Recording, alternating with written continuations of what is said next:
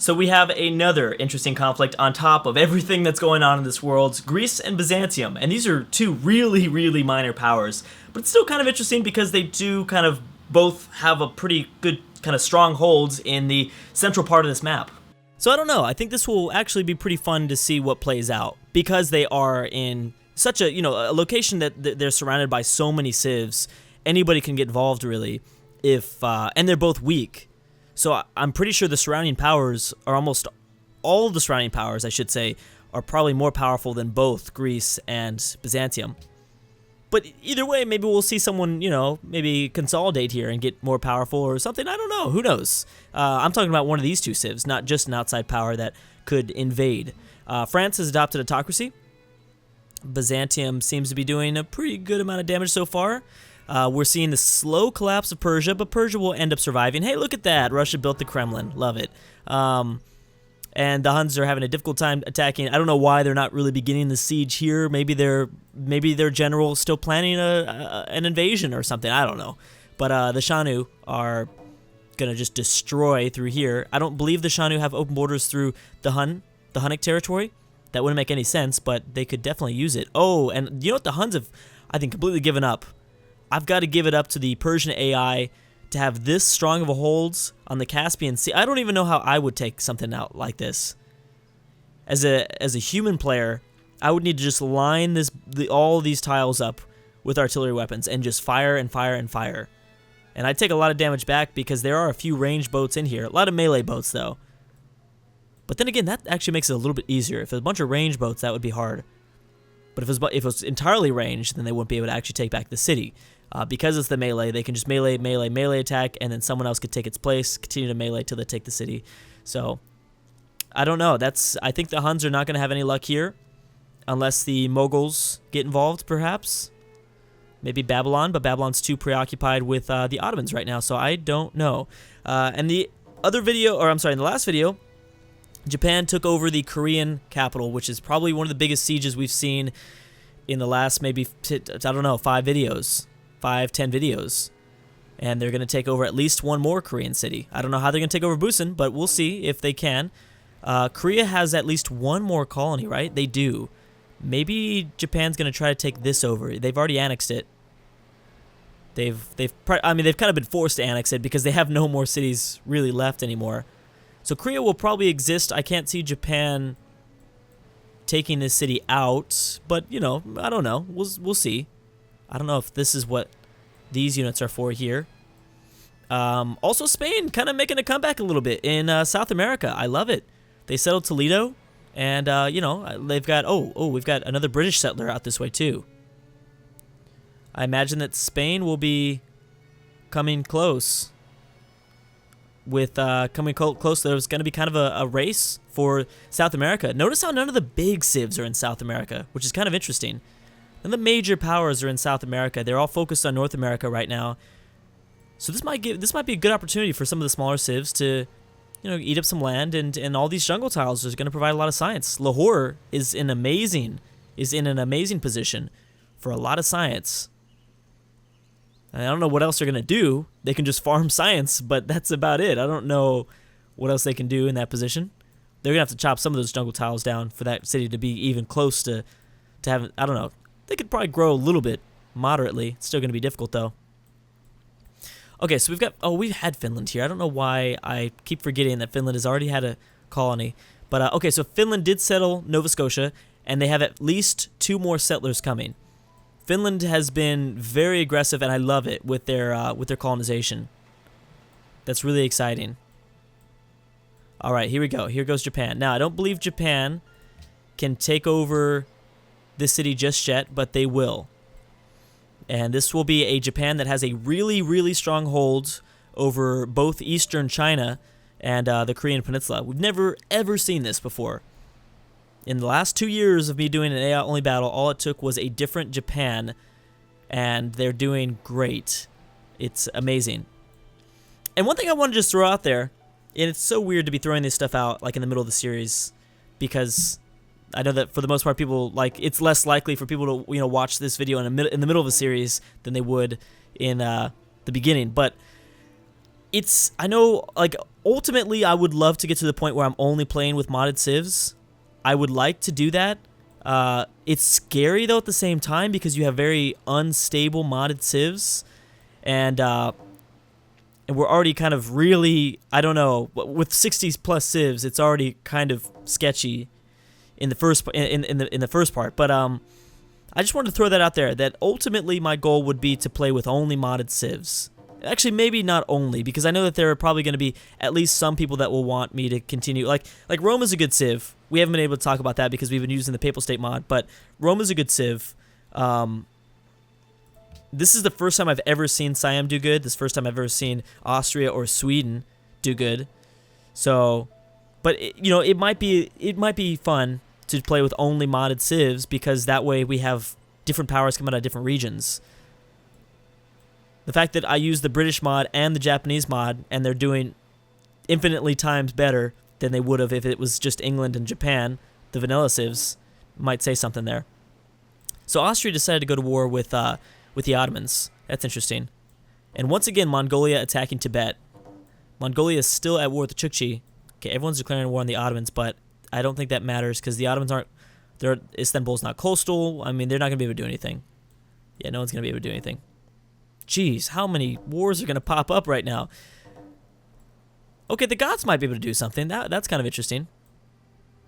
I forgot about that. Mongolia has no border anymore with Tibet, so that doesn't even matter, because Siam took this city. That's a 20 population city too. It's amazing. Chukchi very close to taking this, but they will not be able to do it. How is this? Yeah, these guys are retreating. Those guys are retreating there. Let me see if the Goths can do anything. They would need to get at least open borders through somebody. Yeah, through somebody. I think it's very unlikely that we see anything come from that. Clearly, Greece and Byzantium both losing quite a lot of units for both of them. It seems like Byzantium still has the advantage here. Again, if France gets involved, that will be interesting, but I don't think they will. Persia's going to hold on. Persia is a good example of a very good vanilla civ, but it would still be interesting to see like Iran, Iraq, like in the region where usually Persia starts off with. Okay, that might make a big difference. Finland does have at least a frigate here. If they all work together, they could probably do it. Hey, Japan did not take this city, did they? Wow, I'm surprised. Well, they will. Now, if they take over this last city, that's when I'll be super shocked. That's just such a tough city to take without artillery. That's going to be really tough. And that is what Japan is going to try to completely eliminate Korea here. They are not going to give them any free passes. They definitely sense there is a rivalry. There is definitely a rivalry here. Maybe the Shanu will help out a little bit. They've got this huge fleet too. Oh, this is just privateers though. They're going to need to get up and around if they want to have a chance. Prussia and Persia piecing out. The Congo going with more settlers in Australia. And I don't even know where that Russian settler went. I thought he was going to settle, but he double backed around. And Greece is going for sure, I think, the southern and northern island in New Zealand. So that'll be kind of cool. Byzantium. All right, so you just kind of put yourself in a tough situation, Theodora, because now you're going to fight a two-front war when you are going to have a tough time just fighting Greece alone. I mean, at least you have a few range boats out this way. You might be, but at the very least, all these people are doing is helping Babylon, though. That's at the very least what they're doing. And how are the Huns? The Huns are, I don't know, for some reason struggling. But yeah, the Persians have lost all of their colonies in Central Asia. Jeez, that's crazy. This is so crazy here. Nothing here. Has Ethiopia attacked? Ethiopia has not attacked, but oh my gosh, we completely forgot to check on Siam. So Siam is going for it here. Do they have reinforcements? Chukchi going after the Ottomans? They've got the potential to bring reinforcements in. Not sure if they will, in fact, use those reinforcements. Persia going crazy with the settlers. They know they need to considered rushing off to the New World before they get eliminated here. Ooh, Ethiopia for themselves going for settlers as well. A lot. A lot. All right, so the AI is not playing around anymore. It's no joke, no mo. These guys are going for it. Settlers everywhere. I can't even keep up with all of them. Well, I haven't been able to keep up with them in like probably several videos, but now at this point, I really cannot keep up with them. At this point, it's really, really bad. I'm just wondering if the Congo... Oh, this is the Shanu. I forgot that that's the... Yeah, that's the Shanu, not the Congo. Whoopsie. Whoopsie, my bad. Where's Hawaii? No one's going after Hawaii. That sucks. That's what I'd want to do. Just Hawaii only. Has Japan moved yet? Are we... I can't even... Yeah, you know, I think we're still on the turn where Japan goes. Yeah. We just have to go next turn. Maybe. So they'll take this over with, as long as they have enough units to act as meat shields. I could see them taking over Busan here. They have at least 2, 3 possible melee attacks around this way. So they could surround the city off the coast and then attack. That might be enough. We'll see. So we've got the Shanu this way, Kazakhstan, right around like kind of Montana, northern Montana region. We already know the Kazakhstan. Oh, there's Japan, and they should take it over now. So now they move towards the second to last, I should say second. Well, I guess I could say the last city in continental Asia that Korea controls. This valley, though, is going to make things so tough. Such a tough valley to get to. But, you know, with the airplanes, that will help. Does Japan have any artillery weapons? Not really. They've got a lot of carriers, though, to carry around their bombers, which is kind of cool. Let's go to the next turn. Yeah, that's very interesting. And boom. All right, so France. Oh, France eliminated Carthage. Carthage is dead. Oh, crap.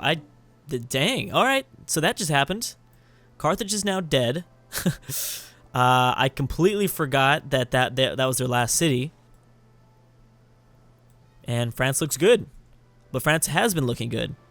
That's the thing. Now let's check on what Siam did. They're going to have a tough time because these Gatling guns are going to really push them back. Really push them back. So I don't know. How about Babylon? Babylon has a lot of support now from the north. Byzantium, I think, going to just send a land force to attack Athens.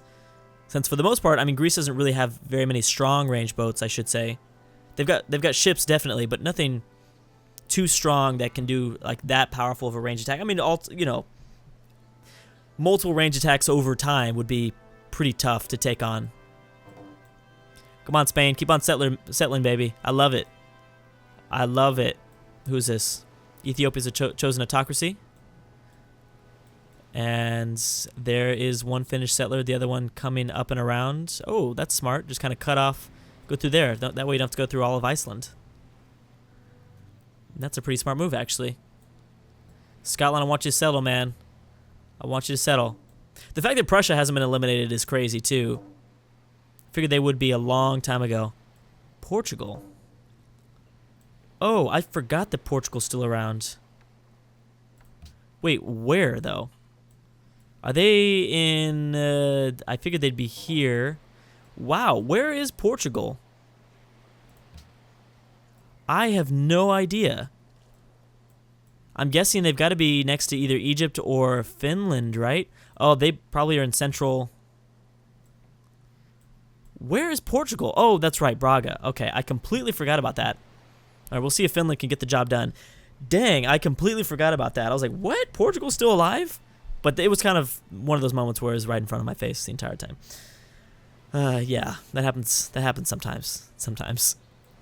Well, Finland's not doing that well in technology either, so I don't know if they're going to be able to get the job done.